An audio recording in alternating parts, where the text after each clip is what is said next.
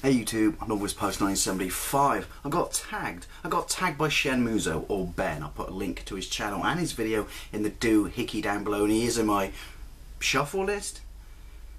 I don't know where to point anymore. This is a brilliant tag series. It's basically, you know, pass the gem along.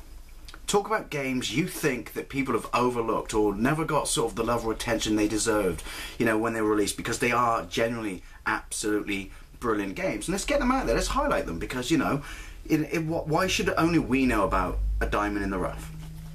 Now, he was tagged by Shock16, by the way, so after you watch Ben's video, watch his, and you can kind of watch in reverse where this has gone, because I do like game recommendations. I think they're absolutely brilliant, and I don't know about you, but I certainly, you know, have a lot more faith and pay attention to them more when they're by my mates in this community than I do by any magazine or gaming website. I have 3 games I want to talk about. The first one I want to talk about is Doctor Who Evacuation Earth on the DS. Absolutely brilliant game. I paid a tenner for this new a year or so ago. I think it already been knocked down, even though it was only a couple of months old, you know, from its prior price to a tenner, simply because the only reason I can think so is there's a stigma attached to Doctor Who games, because more often than not, they're monkey shit.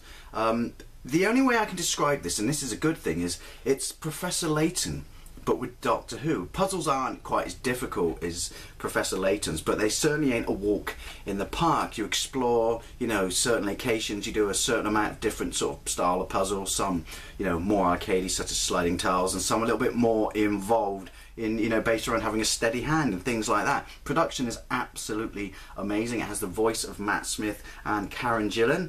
Oh, come back, Karen Gillan, we missed you. The new assistant is shit. And yeah, it's just a very, very fun game, and I've seen this in the wild for like £3 to £5. So if you like those sort of games, like Professor Layton, and, you know, you like Doctor Who, definitely pick it up. I don't know why this got overlooked so much, but it is an absolute blast. The next game I want to talk about is, and before you all say, oh, we know about that game, it's Ghostbusters on the Wii.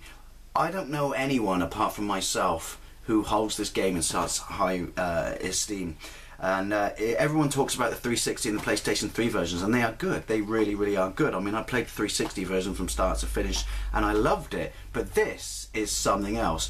People say, oh, it's a PlayStation 2 port, and turn their nose up from it. I know I say it's sort of a PlayStation 2 enhancement, because for once the motion controls are absolutely amazing. They're the driving factor of this game. I've seen this in the wild as well for a £5.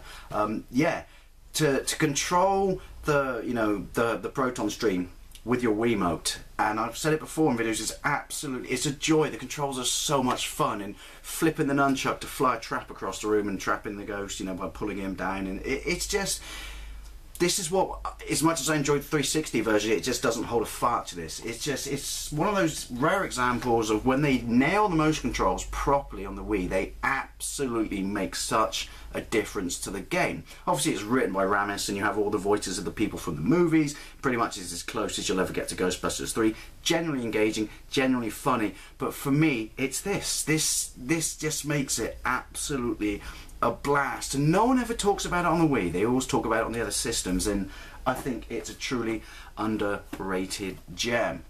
Final game I want to talk about is for the Mega Drive, a game I first had back in 1989. I think back in the day the only reason I bought it was the one shop that sold import games downtown. This was the only game in there I could afford on that day, and it was 19 quid, and it's one of those sort of great examples of, you know, a surprise. I bought it because I couldn't afford anything else, and it was completely different to anything else I'd ever played. And another YouTuber recently talked about this, and so I've been caning the crap out of it for the last 2 days, and it's Herzog Zwei, and it's an absolutely amazing game. It was released in the West.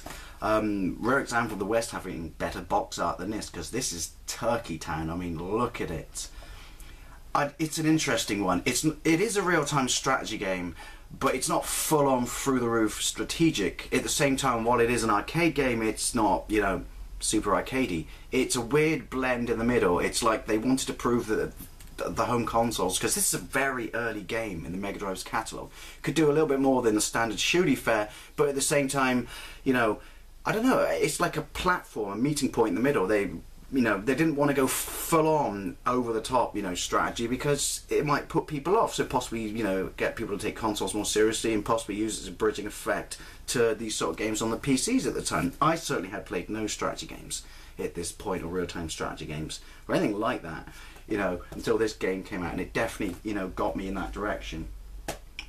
Interesting, right? Simultaneous two-player, although you can play against a computer, which is what I've been doing recently, and it's still fun. You control like a spaceship, and you fly above a terrain, and you can transform into a mech. The spaceship is for air attack, the mech is for ground attack. Now, you have a certain number of bases, as does your opponent, or, you know, the second player, and there's a certain number of other bases that either one of you can acquire. You have to defend your bases, attack theirs, and you have to try and acquire these neutral bases. At the same time, you have to manage your limited resources, and you acquire new resources, such as you have money going through the roof that allows you to buy sort of extra, you know, equipment, such as, you know, troops and stuff like that, which you can give very basic commands to. I say basic by today's standards, but especially as a kid and I had to work out how to play this game in Japanese, you know, or fumble through the dark, as I did with many Japanese games back then. They're not super complicated, but they do take a little bit of sort of getting used to. But once you do, it's just a blast. It's just something completely different. And I mean, I can't tell you how much this costs, I really can't, because this was a gift from someone, but it's a very, very unique experience. Other games similar to this, or, you know, real-time strategy games, did come along on the Mega Drive and later consoles, but this was just absolutely pioneering and groundbreaking in it, and certainly I have a warm place for it in my heart because it exposed me to something new, and I never hear anyone else ever talk about it. So that's my 3 suggestions. Games I think didn't get a fair crack of the whip back in the day, and I want to pass this tag forward because it's a great idea and a great series, and I want to tag Monkey Spaz 5000. Thank you very much for watching, and I'll see you later.